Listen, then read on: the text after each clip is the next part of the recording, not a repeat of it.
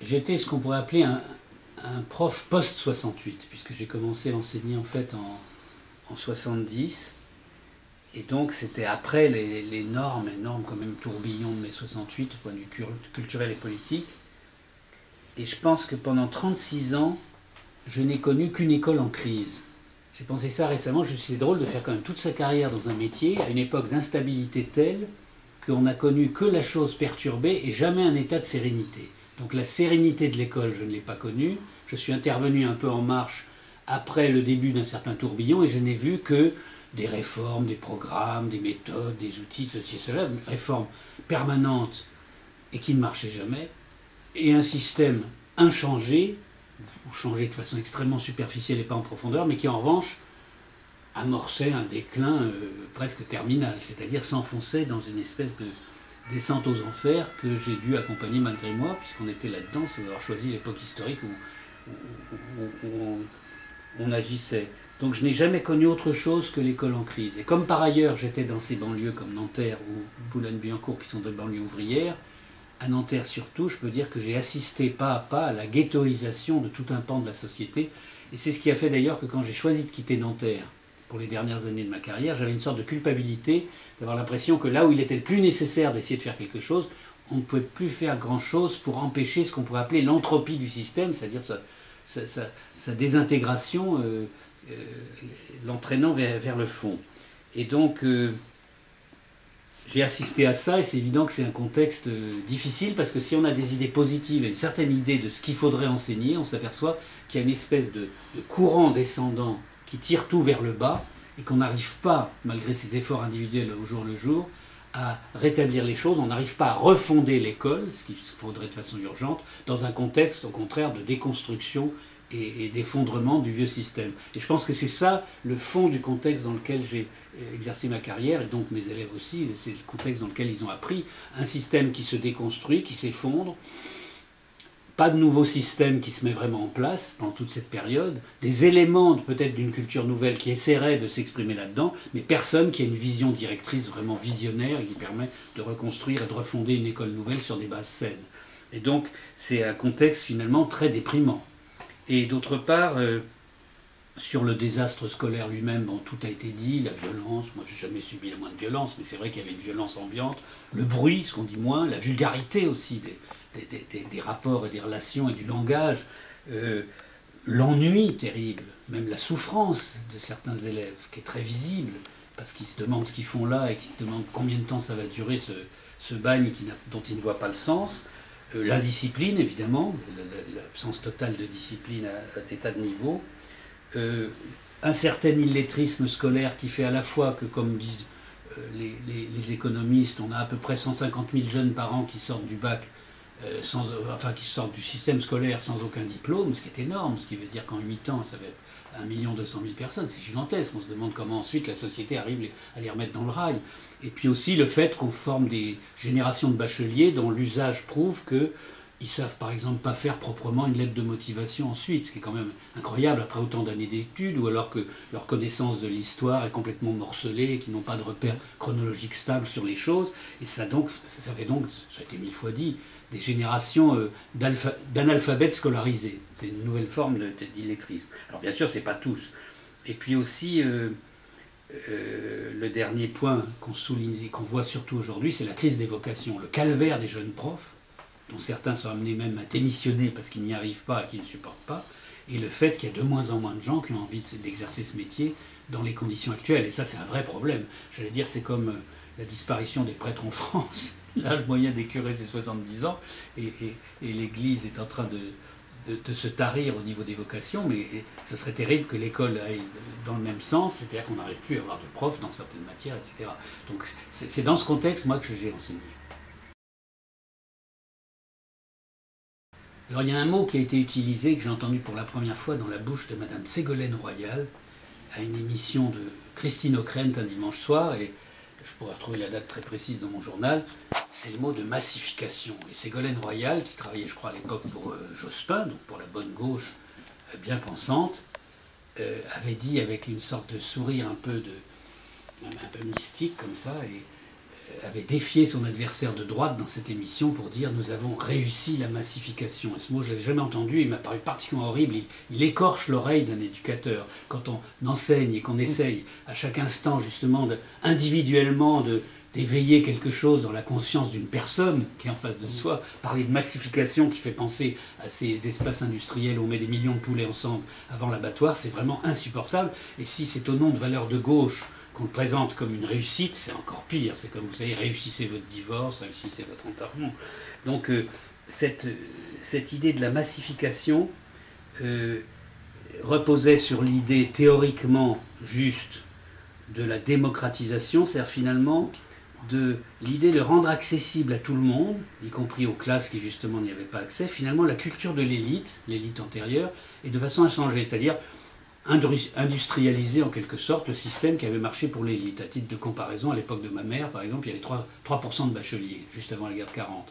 À mon époque, à moi, il y en avait entre 15 et 18, et aujourd'hui, on a changé aussi les bacs, il y a toutes sortes de bacs différents, mais on arrive à 63, 70%, on n'est jamais arrivé aux 80%, à moins de tricher sur les chiffres et sur les appellations, mais évidemment, c'est plus du tout le même monde. Alors, j'ai aussi enseigné dans ce monde où on considérait que le seul objectif, c'est d'amener tout le monde dans ce qu'on pourrait appeler l'école unique, quoi, la même école pour tout le monde. Théoriquement, l'ancienne école bourgeoise qui serait enfin accessible au peuple et aux enfants d'ouvriers. Ce qui me fait penser à, vous savez, ces châteaux de la Loire qu'on visite par millions, qui du coup sont effacés par le pas des visiteurs qui arrivent en masse et en troupeau.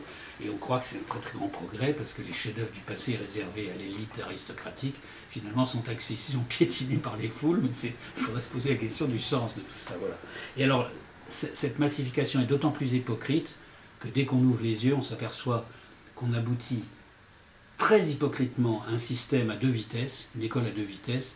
Il y a des écoles haut de gamme, en petit nombre, réservées toujours à une élite, et aujourd'hui, non pas seulement une élite bourgeoise ou une élite cultivée, mais l'élite d'argent, ce qui est le critère le pire et le plus injuste qui soit dans la société, et puis des écoles bas de gamme avec les lycées pour compte. Et les lycées où j'ai enseigné n'étaient pas des lycées haut de gamme.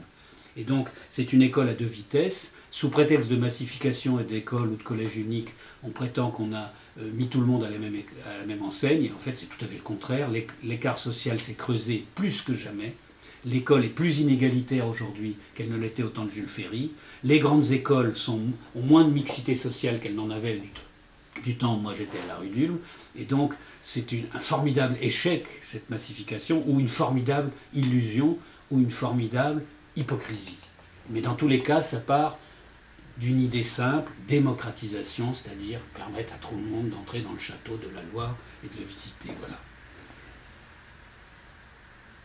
Le fossé se creuse en fait dans le système scolaire, comme il se creuse non seulement dans la société, mais dans tous les pays du monde, y compris la Chine, dont on vante l'essor en ce moment. C'est-à-dire qu'entre les extrêmement riches et privilégiés et le reste de la population, il y a un effondrement des classes intermédiaires. Et bien sur le monde de la culture, c'est pareil. Il y a les excellents lycées, et il faut réussir à y entrer, et en avoir la capacité aussi, ou les moyens financiers. Et puis il y a les écoles des laissés pour compte. Les sociologues spécialistes de l'éducation, qui sont de mon point de vue une véritable engeance, essayent toujours de défendre le principe du collège dit unique au nom des statistiques, de toutes sortes de raisonnements chiffrés. Et moi, c'est pas à ce niveau-là, comme aucun enseignant d'ailleurs, que je vois les choses, puisque j'ai vu les choses avec des classes de 24, de 30, de 39, de 40.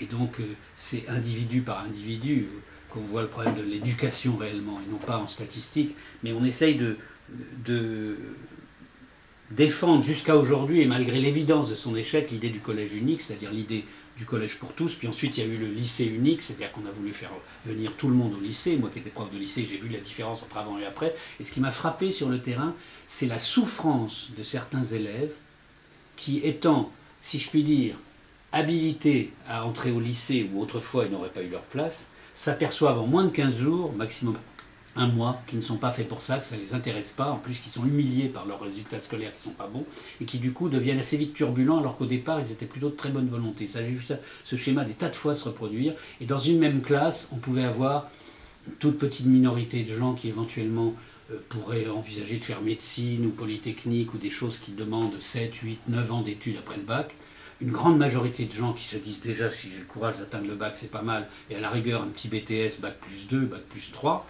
et puis des gens qui ont envie tout de suite de quitter et qui seraient beaucoup plus heureux d'être dans un atelier de mécanique ou d'électricité ou d'électronique et qui seraient en plus très bons. Donc ce qu'autrefois on appelait des travailleurs manuels, mais l'intelligence manuelle et non pas l'intelligence qui permet de faire de bonnes dissertations, de savoir faire des discours et des exposés. Et ça, j'ai été frappé, moi, par la souffrance des gens qui s'aperçoivent qu'ils ne sont pas à leur place. Et il se passe finalement que ce mélange d'hétérogénéité des intentions, des aptitudes et des désirs fait que chacun, finalement, a l'impression qu'il attend la fin pour pouvoir enfin devenir lui-même. Alors celui qui autrefois aurait été un bon élève du système élitaire, bah, la nuit, il pianote sur Internet et il se fait une culture d'autodidacte. À l'école, il fait le minimum, parce qu'en faisant juste le minimum et en se réveillant l'avant-veille de la fin de l'année, il arrive à passer tout juste avec un 9,5 ou un 10 sans travailler. Donc l'ancien bon élève devient quelqu'un qui désapprend à travailler, qui désapprend la rigueur et qui désapprend l'exigence intellectuelle et qui se débrouille tout seul en autodidacte. Celui qui aurait été fait plutôt pour une formation différente et désespéré ou rentre dans la révolte ou du coup se met à saboter le cours et rend la vie des profs impossible, et ainsi de suite. Donc il y a manifestement quelque chose qui ne va pas dans le fait d'avoir voulu mettre tout le monde à la même enseigne. Et c'est là que la perversité du système a inventé la pédagogie de l'hétérogénéité ou la pédagogie de la différence ou je ne sais quoi. C'est-à-dire que c'est une espèce d'invention perverse qui consiste à dire aux profs, bah, débrouillez-vous, comme autrefois les classes uniques de village où un instituteur était obligé de faire de la maternelle à la 6e dans une seule classe, ce qui est extrêmement évidemment difficile, voire presque impossible. On a cru, de bonne foi sans doute, de façon hypocrite, qu'il était plus juste effectivement de rendre accessibles les mêmes choses au peuple, c'est-à-dire à tout le monde. Mais en réalité, la vraie justice, ce serait que dans une même famille, quel que soit son milieu d'origine, que ce soit des prolétaires ou des bourgeois par exemple, eh bien, s'il y a plusieurs enfants, l'enfant réussisse à s'épanouir et se réaliser selon ses aptitudes et non pas selon la loi de son milieu d'origine. C'est-à-dire que s'il y a quelqu'un qui, dans un milieu modeste, voire très défavorisé, a des aptitudes pour devenir effectivement un grand savant, un grand homme politique ou un médecin, le système, la vraie justice, c'est que le système le permette. Mais si dans une famille bourgeoise, à l'inverse, il y a un garçon qui manifestement réussirait mieux comme pâtissier, et ben qu'il puisse devenir pâtissier, qu'il n'y ait pas une reproduction automatique des métiers d'élite dans les classes de l'élite, ce qui est le thème des héritiers de Bourdieu. Et donc ça, ce serait ça la vraie justice, c'est que chaque individu, quel que soit son milieu d'origine, puisse réaliser ce qu'il a en lui, et donc dans la diversité de toutes les aptitudes humaines. Alors évidemment, la crise de l'école est à mettre en relation avec la crise plus générale, qui est la mutation de civilisation à laquelle nous avons assisté, dans laquelle nous sommes, parce que c'est vrai que toutes les époques de l'histoire ne sont pas comme ça. On aura, en même pas 50 ans, on aura assisté à véritablement un basculement de civilisation et pas seulement un changement de culture. Donc c'est ça aussi qui explique pourquoi l'école est instable, pourquoi on sent qu'il faudrait la changer sans y arriver, etc. Parce que tant qu'on n'a pas pensé un nouveau système, tant qu'on n'a pas créé, c'est une création, tant qu'on n'a pas créé la vision d'un nouveau système, on ne fait que faire du rafistolage de l'ancien en essayant de l'adapter à des choses qui changent au jour le jour et on n'y arrive pas. Et les deux points dans le domaine de l'école, donc de la culture, qui me paraissent essentiels dans la mutation actuelle, il y en a un, c'est d'abord la mondialisation, parce que ça veut dire deux choses. Ça veut dire d'une part l'accélération des échanges et les transferts de population qui font que le cosmopolitisme est généralisé. Par exemple, ce que j'aimais à Nanterre, c'est que parfois dans une classe de 24, en ZEP, il ne dépassait pas ce chiffre, il pouvait y avoir 15 nationalités d'origine au niveau des parents, des grands-parents. Ils étaient tous bien sûr citoyens français, mais si on les faisait travailler sur les origines de leur famille, alors là on avait le monde entier. J'ai eu évidemment des gens toutes sortes de pays d'Afrique, tout le Maghreb bien sûr. Je ne parle pas des Antillais qui sont citoyens français, départements français, mais qui ont aussi une histoire particulière et qui n'est pas celle des Africains. J'ai eu des Iraniens, j'ai eu des Turcs, j'ai eu des gens d'Europe centrale évidemment. J'ai eu très peu d'Asiatiques parce qu'à Nanterre il y en avait peu, mais il y avait une très très grande variété d'histoires et ça c'était en fait une richesse. Je me rappelle un jour avoir par exemple expliqué à mes élèves les différents systèmes d'écriture et l'invention de l'écriture chez les Sumériens, et il y avait une de mes nouvelles élèves que je ne connaissais pas et je sentais qu'elle était peut-être maghrébine, mais je ne la sentais pas tout à fait ni algérienne, ni tunisienne, ni marocaine, et je me demandais d'où elle venait. Et comme j'avais expliqué que l'Irak, c'était en pleine guerre d'Irak, l'Irak était un très grand berceau de la civilisation, puisqu'on avait inventé en Irak l'écriture, et que c'était Sumer, et que la Mésopotamie c'était l'Irak actuel. Eh bien, j'avais beaucoup insisté sur ça, sur le fait que ces pays qu'on croit prétendument inférieurs ou culturellement sous-développés étaient au contraire des grands berceaux de civilisation. Et cette fille est venue me parler à la fin du cours, elle m'avait jamais parlé, elle était en larmes, et elle m'a dit merci, je voulais vous remercier monsieur d'avoir dit du bien de mon pays. Et je lui ai dit mais tu viens d'où? Elle m'a dit mais je suis irakienne. Et elle était en larmes. Et ça m'a touché parce que j'ai vu toute ma carrière à quel point il était important dans son discours d'enseignant de valoriser ce que chaque peuple a apporté au fond à la culture mondiale. Et ça, c'est quelque chose de très simple à faire dès qu'on est curieux sur la vie des gens et qu'on est un peu curieux sur la vie des peuples. Et ça, c'est un levier pédagogique absolument extraordinaire. Et puis le deuxième aspect de la mutation actuelle, c'est évidemment le problème des nouvelles technologies, à la fois comme outil, parce que l'ordinateur est arrivé, puis maintenant l'iPhone et tout ça, et puis Facebook, tout, et puis la culture Internet. Et alors la culture Internet, c'est maintenant la culture ambiante, et nous aurons assisté, nos générations, nous aurons assisté au dépassement de l'ère de la télévision par l'ère maintenant du multimédia. Et ça, c'est un changement absolument radical. Et tous les petits jeunes, évidemment, baignent là-dedans. Contrairement à ce que certains pensent, il n'y a pas du tout lieu de leur enseigner ça à l'école, parce qu'ils se débrouillent très très bien tout seuls et en autodidacte pour naviguer dans ces choses-là. En revanche, on voit très bien, par rapport à la culture Internet qui met tout sur le même plan, qui mélange tout, qui ne met aucune hiérarchie entre les choses, le meilleur et le pire, le passé et le présent, le réel et le fictif, etc., on voit très bien le rôle de l'école, qui est justement de donner des repères, des plans, d'apprendre une hiérarchie critique des choses, et ainsi de suite. Et c'est là qu'on comprend quel devrait être le rôle de l'école dans un monde où il y a une culture ambiante aussi riche, puisque l'Internet, on peut dire, est la plus grande bibliothèque historique de l'humanité. On n'a jamais, à aucune époque de l'histoire, disposé sur un simple ordinateur dans une pièce de quasi toute l'information en vrac, vraie ou fausse, bien ou mauvaise, mais en vrac de toutes les époques de l'humanité, de tous les peuples, et de plus en plus, puisque même maintenant on numérise les livres. Donc c'est la plus grande bibliothèque d'information qui ait jamais existé. Alors c'est par rapport à ça qu'il faut comprendre comment refonder une école qui donne les repères simples, qui permet à quelqu'un de gagner du temps au lieu de surfer bêtement, comme quelqu'un qui, à l'invention du téléphone, aurait eu un annuaire et dirait ah, tous ces numéros et s'amuserait à pianoter et à appeler les gens au hasard. Eh bien, évidemment, c'est absurde, et bien de la même façon, surfer sur l'Internet sans avoir une direction générale est absurde. Ça peut être amusant, un jeu surréaliste, mais c'est absurde. Et là, on voit quel est le rôle de l'école, fournir des repères.